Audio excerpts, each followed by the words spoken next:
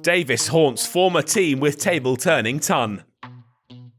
Neither side have given an inch of Edgbaston in the opening 2 days. Warwickshire all out for 292, Lancashire down to their final wicket at the end of the second day, with 12 more runs needed for parity, their cause helped by a top-order 90 from Stephen Croft.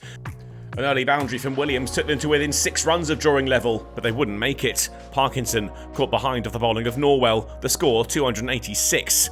Croft on 90 had been Lancashire's top scorer, but beyond his innings, only Villas had come close with 37. Norwell finished with 5 for 60, a reward he'd battled hard for. This game has been pulled one way and then another, so there was no surprise to see Lancashire take the initiative early on. A Bailey beauty snuck between bat and pad and bowled Sibley for 5. The score was up to 35 when Balderson came around the wicket and Yates was late on the shot. He was bowled for 8. Davis remained and looked in fine fettle too. With 50 on the board, he thrashed Lamb for 4 one way and then the other, racing now towards a half-century of his own. He then took on the spin of Parkinson, 6 runs blasted down the ground. It was effective stuff from the former Lancashire keeper, who played his way all the way through to lunch unbeaten, wandering in, needing just 1 more for his 50, his side now 89 in front. Lancashire came roaring out of the break with an inspired spell from Williams. Hayne, LBW for 19. Rhodes soon followed, bowled for a duck looking to leave Williams. Amidst the carnage, Davis moved to 50 off 80 balls. After 3 failures against his former side, this was just the tonic he needed. But he couldn't save Lamb, the score still shy of 100 when Warwickshire lost their 5th and the number 6 lost his off stump. Burgess' first contribution was to take the Bears to 3 figures, with 2 pushed through the offside.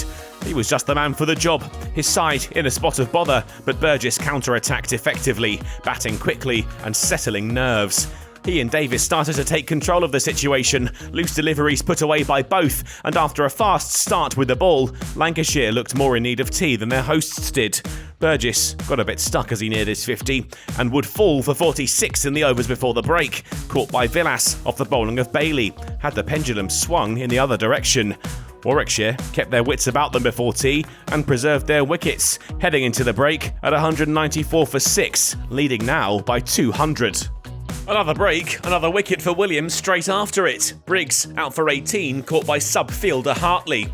Newman Brooks took the score to 200 with 3 scampered off Williams. Davis had been forced to wait a while, but Parkinson's delivery was charitable. Davis spun on it, fired it behind square for 2, and he'd gone to 100 off 181 balls in his 100th first-class match. Brooks was putting together a sparkling innings at number 9, Warwickshire wrestling back control from Lancashire. And it got better for Brooks. Balderson slapped over the leg side for 6. And with a single off Lamb, he went to 50, scored off 65 balls. His innings had taken the game away from Lancashire. But he couldn't get any further, holing out to Williams off the bowling of Wells. But the bowler's body language told the story.